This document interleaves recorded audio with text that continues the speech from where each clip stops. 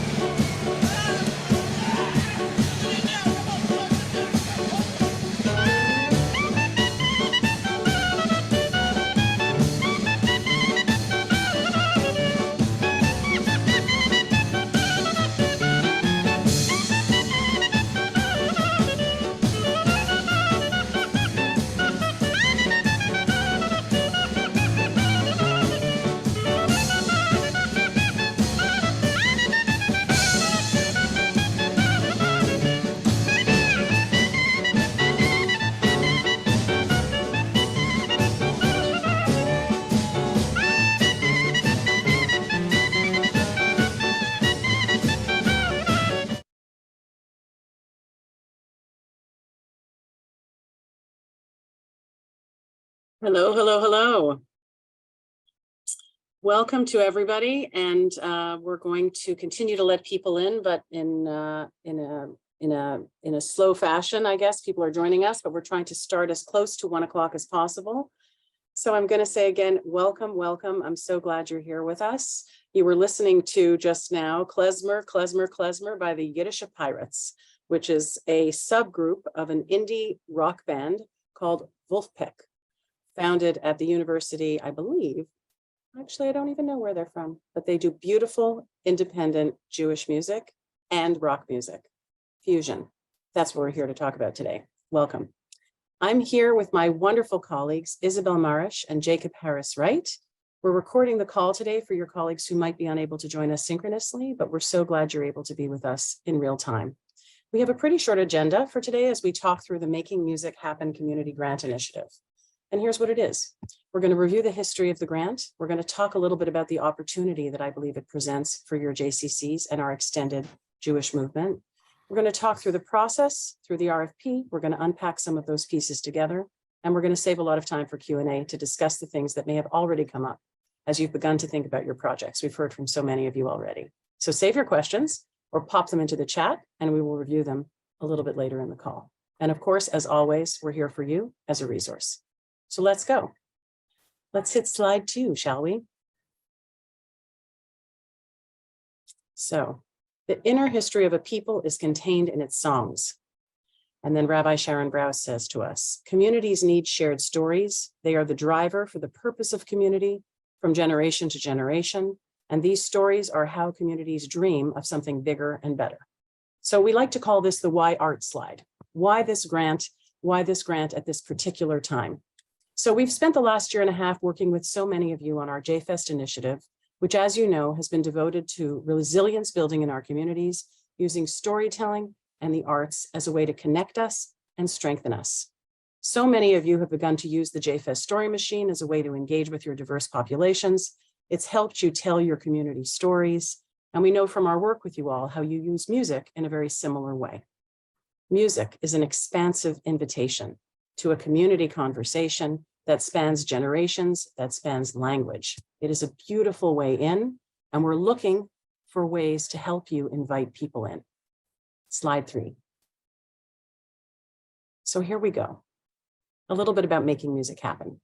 In 2017, supported by the Pertzik Fund for Arts and Culture at JCC Association, we developed Making Music Happen, which was JCC Association's first program accelerator, devoted to elevating excellence and innovation. And we're so thrilled we were able to award grants to 22 communities across North America at that time in support of engagement, again, through arts and culture. Now, in 2022, we're launching again to inspire in-person programmings, to encourage partnerships in your communities, and to provoke conversations in your communities. Making Music Happen will support live, in-person musical events across all program areas and is combined with building a cohort to support and elevate professional practice. Next. This is particularly meaningful to us because as we journey right now through the pandemic into the new normal, we're really looking to engage in person and invite people back together, something you are already doing beautifully. But we've heard through many conversations with you that having people gather in your theaters, in your hallways, is sort of the last place people come. So we're trying to really provide you with an incentive to gather people. So that's why this moment matters for us. Music has always helped us tell our story, commemorate, gather, and celebrate. We need to gather in person. We want to keep our communities safe and connected. You've done brilliant jobs doing that through hybrid, through virtual, and now we really are hoping to help you gather in person, bring people back. We're hoping again that you're going to inspire storytelling and meaningful community conversation through these grants. And because we're committed to fostering professional excellence, to building community among JCC professionals, grantees will also take part in this professional cohort, which meets quarterly, learning together around topics of arts engagement and philanthropy. So Making Music Happen is invested in Jewish community conveners and creatives. And that's really you. We're looking to impact both sides of the ecosystem. Making Music Happen is designed to support your artists by enabling you to bring them into your buildings in service of your community. Next, please. So let's break it down. Why? We want to invest in the work and the beautiful things that you do in your JCCs. We want to support more in-person gathering to build more vibrant, connected, and resilient Jewish communities using music as an entry point. We want to encourage creative partnerships, which we have already learned through the course of our time during the pandemic, can be life-saving, enriching, and really expansive to our extended Jewish communities. So who? You, JCCs across North America, your extended communities, spearheaded by JCC professionals, supported by lay leadership. We're going to award 10 grants of $10,000 each. There will be a 50% match necessary raised from the JCC, which is really an incentive for you to encourage local donors to engage in your arts and culture programming. We want to elevate live music. We want to elevate partnerships in your community and professional excellence in your JCCs. When? The application deadline, January 15th. Grant projects will need to take place between July and December of 2023, so by the end of this coming calendar year. And the quarterly cohort gatherings will happen for professionals beginning in March. And lastly, how? We're doing it in lots of different ways. Matching grants that enable projects for you that would otherwise be prohibitive. Partnerships, again, that allow you to spread your wings in different ways in your communities. We want the grants to engage your project leads. We want your colleagues to have active professional support. And mostly, we want Making Music Happen to help you bring your community into your spaces and have them engage deeply in the programs that you're building.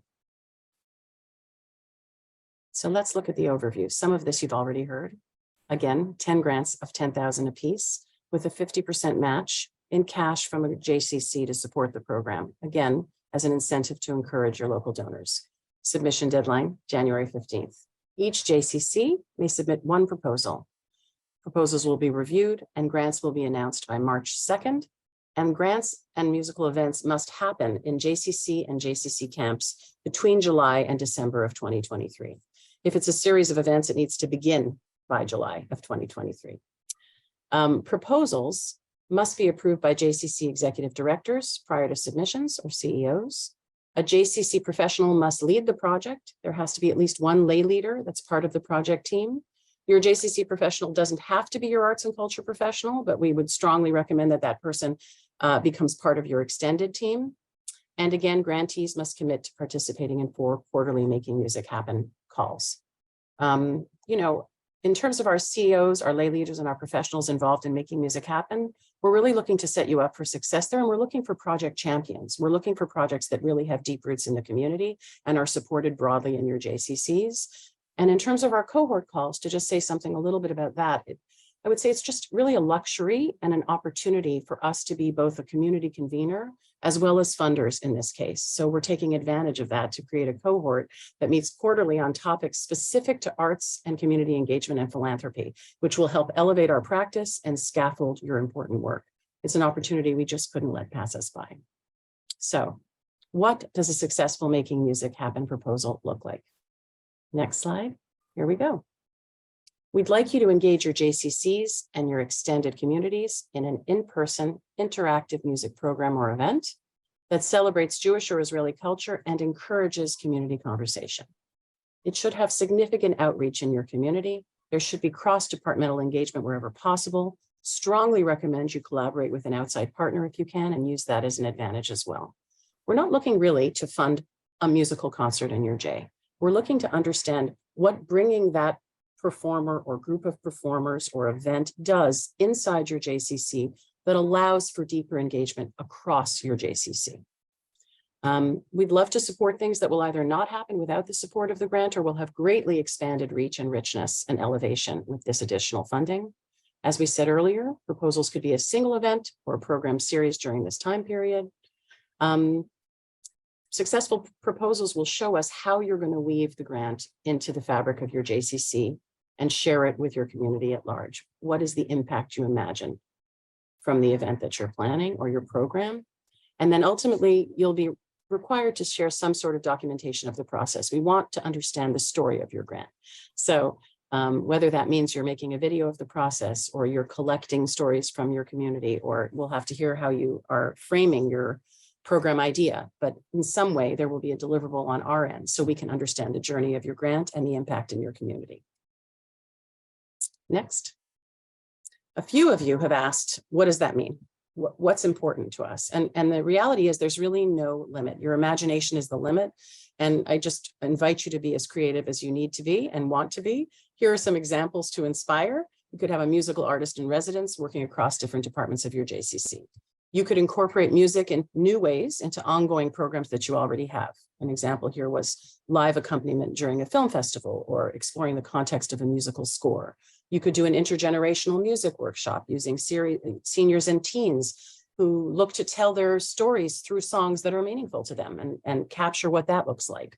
There are all kinds of ways to do this. And this is just a select few. in our JCC Resource Center Making Music Happen page, we've collected a few more as well. And we're also happy to talk to you if you have specifics, questions about whether or not a program makes sense to us. Next slide. We're just going to quickly review the timeline. I think we've done this a few times, but I want to make it clear that applications are due January 15th. We're going to let people know in beginning of March, and we'll have our first cohort call in March as well. Projects will begin between July and December of 2023. And we're very, very excited to see what you've all come up with. So let's see if we can answer some questions. You can take us off the share screen and spend a little time yakking about this opportunity. That was a lot of information. Isabel, do you want to maybe start us off? And I know that you wanted to share something related to the application and the type form, and also you probably have a few initial questions that you might want to share with us. Absolutely. So we're already getting some great questions in the chat. And I think actually starting with the kind of nitty gritty of the type form, the application itself, it's actually a great place. So I'm actually pasting into the chat right now for everyone who you may have already seen this in various places, but this is the application. Within the application are all the grant parameters, which you can look at before starting. And I wanted everyone to know that you can begin your application and save it later. You can see all of the questions. If it is helpful to you, you can actually scroll through all the questions and do your full application in a static document and then plug it in when you are ready. I know some people brought to my attention yesterday that the submit button kind of caught them by surprise. So we have added some language down at the bottom so you are aware when you come to the end of the application. But again, it's made to be user-friendly, something that you can be working on over the course of a few days, however long it takes you and your colleagues to really hone your application. I'm also going to put Randy and my information in the chat, even though it is also available within this type form. Because again, we know questions come up, technical issues come up, and I want to make sure that everybody knows we are on deck for you. And I also am going to share on the JCC Resource Center, everything that's in the type form is also available to you on the JCC Resource Center. And we have a whole page dedicated to making music happen. Again, a lot of the same information that we just saw in the PowerPoint. So the overview, guidelines, places, ideas for inspiration, the kinds of projects we're looking for. But again, we're not being prescriptive in any way. We're just sort of wanting to get people imagining what might be possible. Thank you, Randy. And I will actually pass it to you shortly, Randy, about the match question, because I know that's been a hot topic. But again, these are the places where you can sit with your colleagues, look through all of the information, the requirements. You know how to contact us. But again, we intentionally place the information in a few different places so that it would be accessible. So you can refer to the overview guidelines throughout the application, but then again, you can also go on the Resource Center. And I will also include a PDF because I know some folks like to just have it printed out and you might want to sit down and have a conversation with your team. So I just put a link to the PDF as well. All the information across the board is the same, but I know different people like to view it in different modalities. And Randy, I will pass it to you. I've seen a few questions about the match component, so we can jump to that. That was overview. No, that's terrific. And I'm sorry, I was if I was distracting you, I just saw it pop up and I thought I know the answer to that question. You know that when you get an answer and you think, oh, I have that one, I'm going to answer that question. And just know that if we don't have the answer because you've asked something wildly clever, we commit to finding an answer for you, but hopefully we'll know what we're talking about. The match needs to be a cash raise. So while we understand that your budget, and you will share that with us, will include, of course, time spent by professional staff and others, the match has been created really for JCCs to be invited to raise money for arts and culture and engagement at their JCC and potentially tap new kinds of support, which is often a little bit easier when you can say to an interested funder, we have this support, we're looking for a match. It doesn't all have to come from the same place. There could be a few people who, or a few places where you make up your match, but ultimately the match is not salaries, no. Another question? Yes, can JCCs partner together, Randy? Yes, JCCs can partner together. I'm not sure what that would look like, but I look forward to seeing how you're thinking about doing that. And also, if you have serious ideas about that and you want to float them by Isabel and I, we're happy to have a conversation as well. Yeah.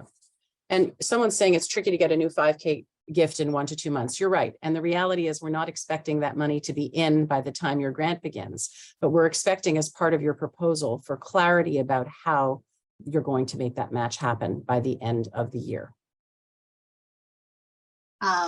So another great question from Riv Shapiro. If we are doing a series of events and classes, do they all need to take place between July and December 2023? I would say yes, because we are doing it within that half of the calendar year. Correct. And so I'm not sure if there's. Yes, I'm looking at a question. Can a JCC receive the 2022 grant if you received the 2017 grant? Yes, absolutely. The world is different. We are different. Your JCC is different. Opportunities are different. We want to hear from you. Absolutely. Would it be helpful? Here's a weird question. Would it be helpful for us to also add to our page on the resource center the thumbnails of the grants that were given in 2017?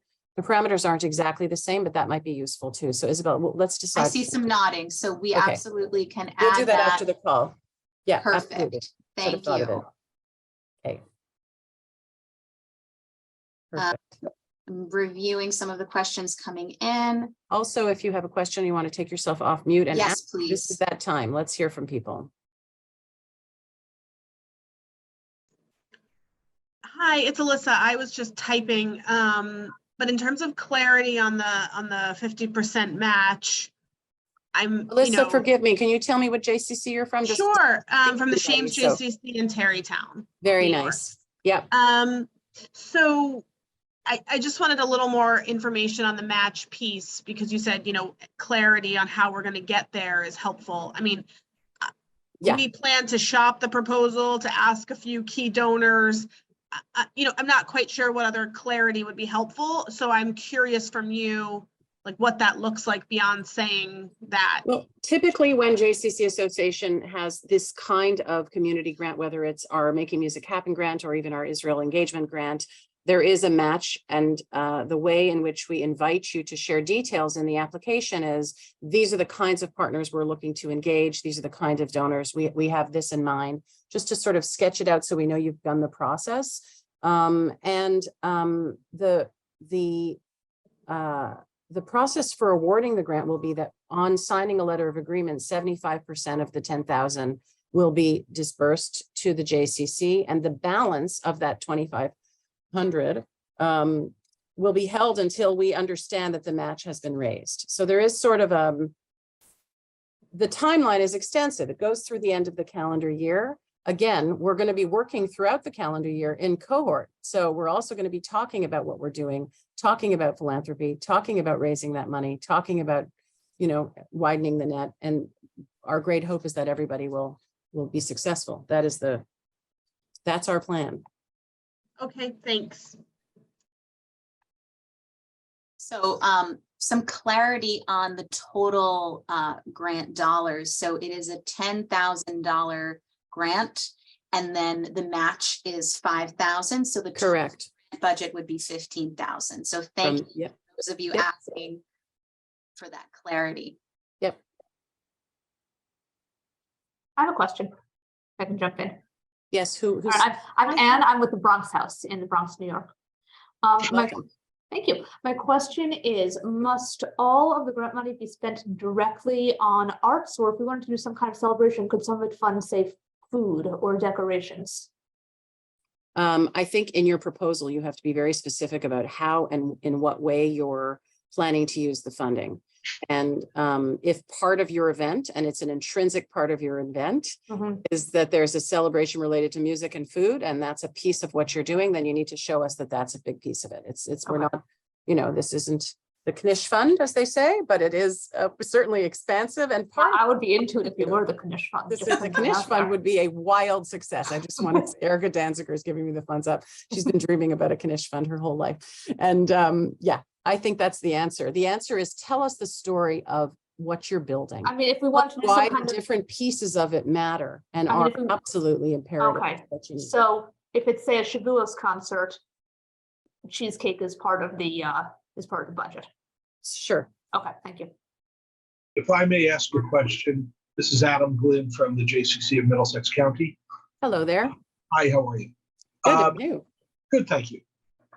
If we have an existing donor who typically gives for these types of programs, arts, culture, music in particular, and they have given or will have given earlier than July of 2023 as part of their annual giving, can I then, in essence, assign it as part of the match for this grant program? What I would say to you, Adam, is the spirit of the match is really about building new support and finding new support. Having said that, you know, we're all living in our realities. If you have a donor, and as you describe, I would just make it very clear in your proposal that's your intention so that we understand. I understand.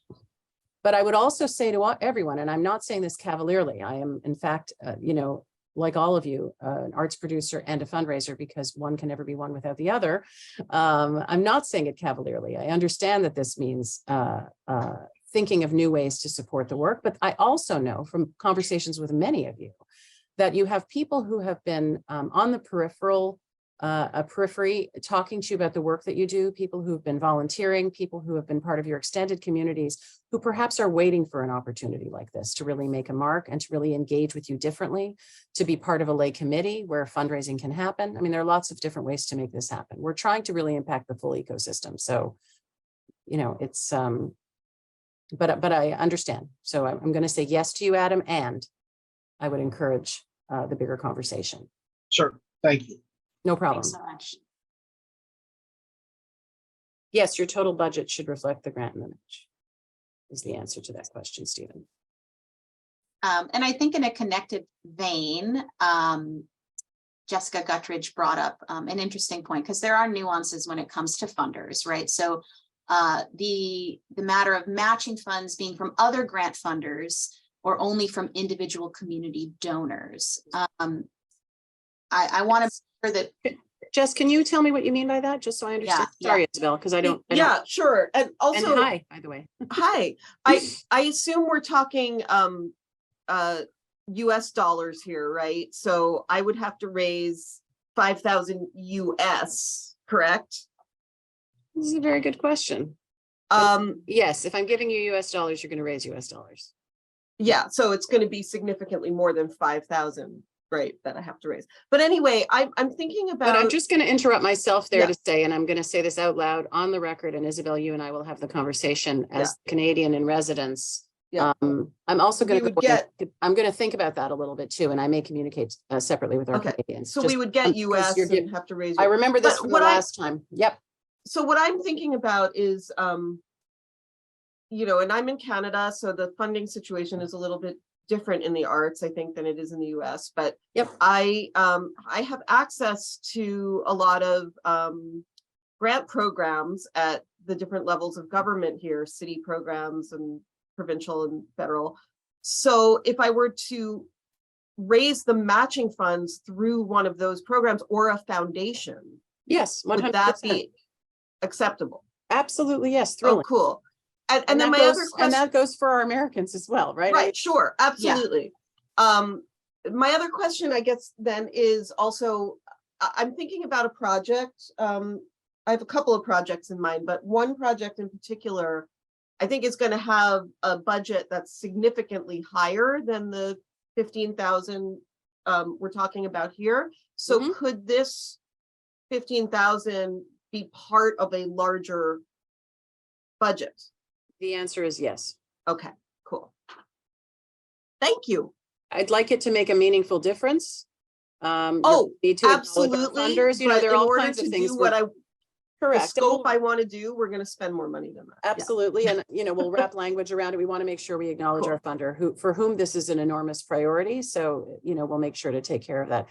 Kim Gordon, 100%. I don't see you on the screen, but I see, oh, there you are. Hi.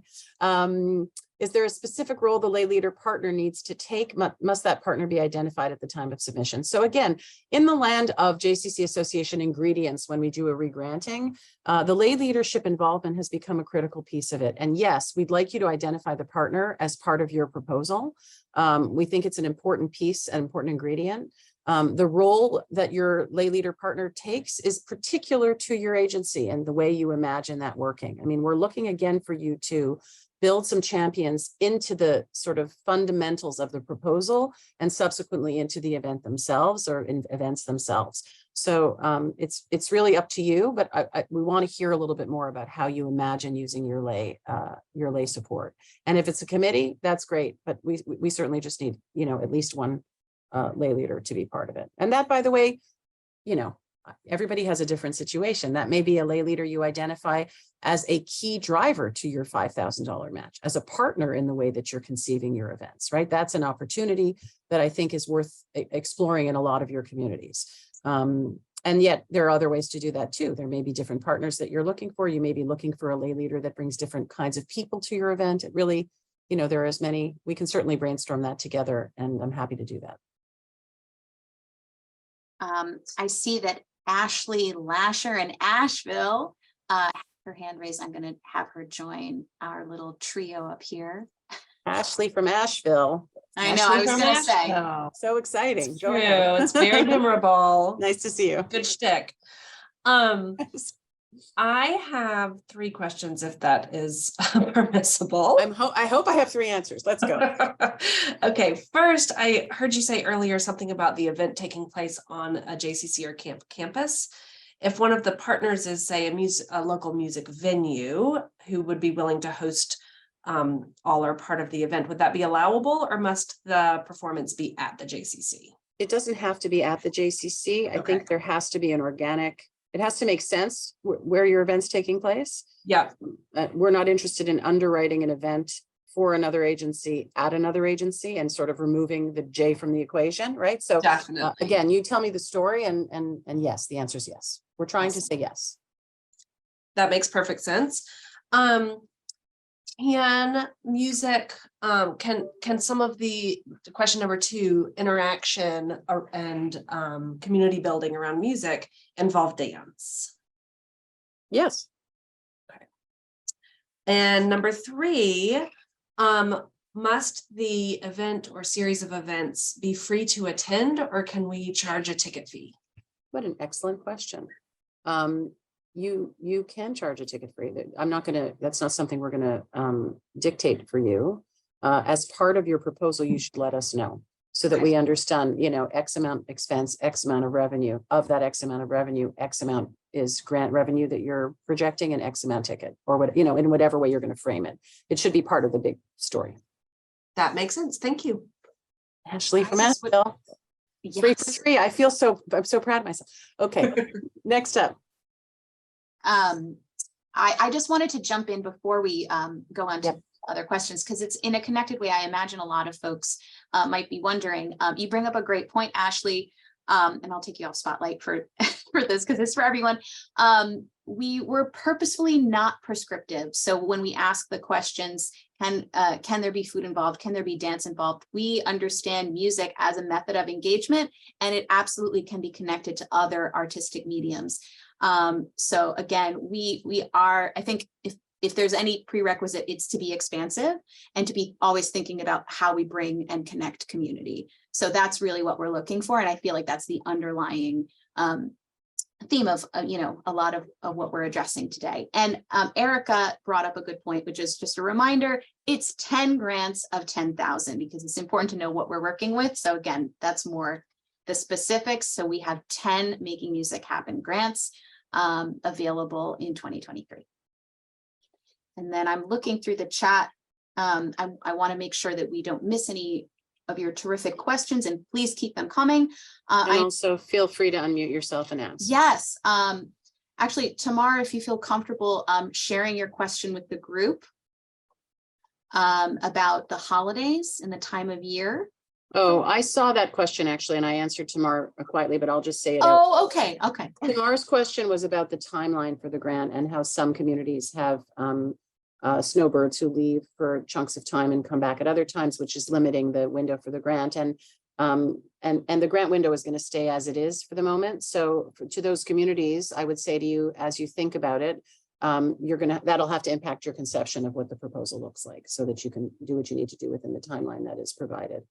You know, there are any number of reasons why we have overlapping grants. We have other calendared events. And so it's thoughtful for us, and that's the event has to really happen between July and the end of December.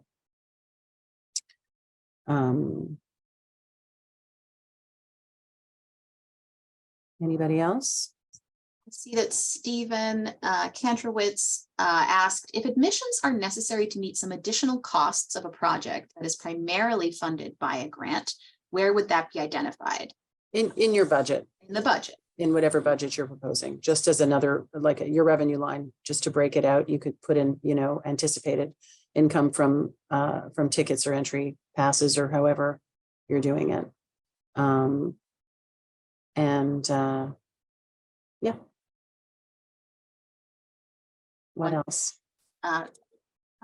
Please feel free to take yourself off mute, whatever is the most comfortable way for you to ask us your questions. And I'll just say this as we're waiting for more questions to come, that the purpose of the grant is really to, we're trying to see what is this, how can this grant introduce a new way of understanding your community or connecting your community, you know, so that, again, you're looking at creative, exploratory experiences. They can happen in your early childhood center. They can happen in your gyms. They can happen on the roof. They can happen at your camp. They can happen in the arts and culture theater. And all of those things are valid. We just want to understand in what way you're engaging your community that is different. In what way is music making possible a different kind of conversation? In what way is it allowing you to think differently about who you might be, who you want to be, who you already are, where you come from? Again, it could be just about anything.